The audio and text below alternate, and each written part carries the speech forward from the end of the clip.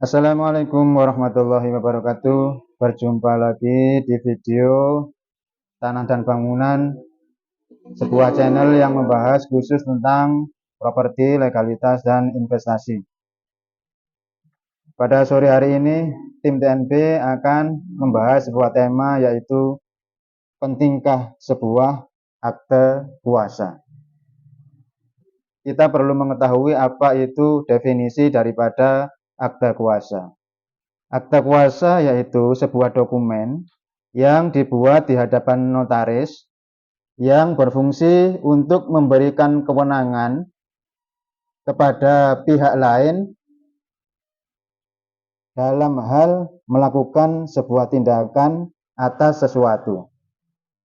Sedangkan akte kuasa jual yaitu sebuah dokumen yang dibuat di hadapan notaris dengan fungsi untuk memberikan suatu kewenangan menjualkan sebuah objek kepada pihak lain. Sebuah akta jual sangat kita perlukan bila mana kita sebagai pembeli daripada sebuah objek properti, utamanya properti berupa tanah yang tujuannya daripada membeli objek tanah tersebut adalah untuk dijual kembali. Baik dipecah-pecah menjadi kecil-kecil, dibuat tanah kafling, ataupun dijual secara petak-petak atau ukuran yang besar. Mengapa surat akte jual sangat penting sekali? Misalnya kita sebagai pembeli hendak membeli sebuah tanah di wilayah Malang, sedangkan pemilik daripada tanah tersebut berada di wilayah Surabaya. Tentunya jarak antara Malang dan Surabaya cukup jauh. Dan tujuan daripada pembeli tersebut membeli sebuah tanah adalah untuk dijual kembali atau dijual secara kafling-kafling.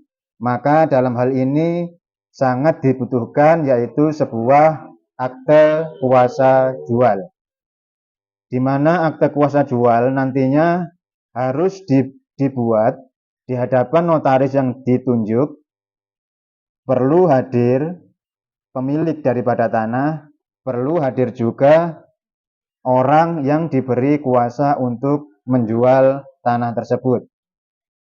Misalnya kita membeli tanah dengan cara cash, dan ketika tanah tersebut mau kita jual kembali, pastinya nanti dalam proses jual beli yang mendatang pastinya dibutuhkan surat-surat yang baru. Semisal tanah yang kita mau beli berstatus petok D, dan rencananya tanah tersebut mau kita jual secara kafling, maka nanti proses selanjutnya ketika tanah tersebut sudah kita buat sebuah tanah kafling dan sudah terjual oleh pembeli-pembeli, maka kita perlu yang membuat yang namanya AJB atau akte jual beli. Dan dalam AJB tersebut pastilah tercantum nama daripada pemilik tanah tersebut. Pastilah di AJB tersebut juga membutuhkan tanda tangan daripada pemilik tanah tersebut. Hal inilah yang nanti memudahkan kita sebagai pemilik tanah tersebut ketika kita dalam hal tanda tangan di AJB tanah tersebut. Dan fungsi daripada akte jual itu sendiri adalah kita sebagai penerima kuasa jual sudah mendapatkan kewenangan daripada pemilik tanah tersebut, sehingga nanti dalam proses pembuatan akte jual beli atau AJB maka tidak diperlukan lagi tanda tangan daripada pemilik tanah yang pertama, akan tetapi sudah dialihkan kewenangannya kepada kita sebagai penerima kuasa jual tersebut. Pada kesempatan kali ini Sobat TNB, saya juga memiliki sebuah contoh seperti apakah akte kuasa jual tersebut.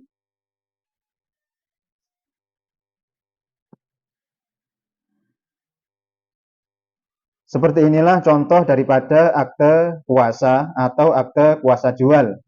Dan surat ini adalah dibuat di hadapan notaris, dihadirkan pula pemilik tanah yang pertama dan dihadapkan pula penerima daripada kuasa jual tanah tersebut. Di atas ini adalah nomor daripada PPAT atau notaris yang kami tunjuk. Di bawahnya adalah alamat daripada notaris. Dan di sini tertulis akte kuasa tanggal 20 September 2024, nomor lampiran nomor 2. Dan seperti apa isi daripada surat kuasa jual tersebut? Pada lembar yang pertama, di dalam surat akte kuasa jual tertulis nama daripada pemilik tanah pertama atau pemilik tanah yang asli. Jadi pada lembar yang pertama daripada isi surat kuasa jual yaitu nama pemilik, nama istri daripada pemilik, dan di lembar yang kedua adalah nama penerima kuasa jual. Dan selanjutnya berisi pula tentang status, berisi tentang objek tanah yang dijual tersebut. Dalam contoh surat kuasa jual ini, tanahnya berstatus SHM dan sudah tersplit. Jadi posisi surat kuasa jual ini dibuat adalah tanah tersebut berstatus SHM dan sudah tersplit menjadi 7 bagian.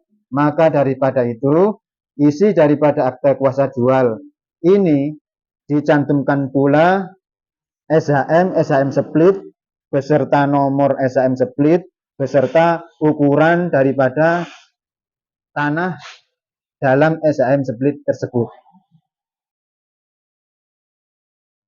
Dalam contoh surat kuasa jual ini, kebetulan pemilik daripada tanah ini berdomisili di Jawa Tengah dan pembelinya adalah orang Malang.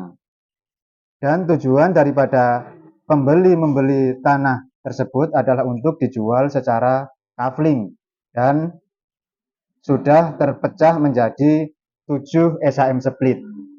Pada proses selanjutnya nanti pembeli tanah tersebut hendak melengkapi surat SHM split tersebut dengan akte jual beli atau AJB.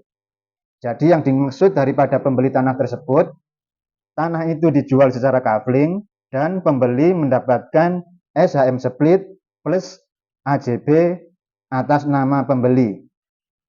Jadi fungsi daripada akte jual ini nanti ketika proses pembuatan AJB atau akte jual beli, maka tidak dibutuhkan lagi tanda tangan daripada pemilik yang pertama karena domisilinya memang di Jawa Tengah, sangat jauh sekali. Jadi akte kuasa jual ini sangat mempermudah ketika nanti terjadi pembuatan akte jual beli karena sudah tidak membutuhkan tanda tangan daripada pemilik yang pertama, tetapi cukup membutuhkan tanda tangan orang yang telah diberi kewenangan untuk menjualkan tanah tersebut. Jadi dalam proses jual beli yang seperti itu, yang ketika membeli objek tanah dan hendak dijual kembali dan rumah atau domisili daripada pemilik tanah tersebut sangat jauh dari tempat tinggal kita sebagai pembeli, maka sangat dibutuhkan yang namanya akte kuasa jual seperti ini. Beda lagi ceritanya ketika kita membeli tanah, akan tetapi tanah tersebut tidak kita jual kembali secara kafling. Maka dalam hal ini kita tidak perlu membuat yang namanya akte kuasa jual. Karena memang tanah yang hendak kita beli tadi tidak kita jual kembali secara pecah-pecah atau secara kafling. Maka dalam hari ini kita tidak perlu yang namanya akte kuasa jual. Jadi kesimpulannya, Sobat TNP yang berbahagia, akte kuasa jual adalah dibuat di hadapan notaris dengan dihadirkan pemilik tanah, dengan dihadirkan yang menerima kuasa jual tersebut, dan keduanya disaksikan oleh notaris. Surat akte kuasa jual penting dibuat jika kita membeli sebuah objek tanah yang tujuan nantinya adalah kita pecah-pecah atau kita jual secara coupling. Maka kita perlu yang namanya membuat surat akte kuasa jual. Dan yang kedua, akte kuasa jual penting kita buat jikalau kita sebagai pembeli tanah tersebut dengan penjual tanah tersebut jarak domisilinya sangat jauh, sehingga dalam proses pemecahan surat selanjutnya kita kesulitan atau kita terlalu memakan waktu yang lama ketika kita membutuhkan tanda tangan daripada pemilik tanah yang pertama. Maka dari itu penting dibuat yang namanya akte kuasa jual. Mungkin seperti itu Sobat TNP yang berbahagia, review singkat kami tentang pentingnya akte kuasa jual. Dan apabila ada penyampaian saya yang kurang lengkap, silakan Sobat-Sobat TNP bisa berkomentar di kolom komentar untuk melengkapi daripada apa yang telah kami sampaikan. Silakan di subscribe, silakan di like, juga silakan di komen untuk melengkapi informasi yang telah kami sampaikan, dan silakan di share apabila dirasa video ini bermanfaat sehingga siapapun nanti yang menonton video ini mendapatkan informasi yang berguna. Cukup sekian video singkat ini. Mohon maaf atas kekurangan. Wassalamualaikum warahmatullahi wabarakatuh.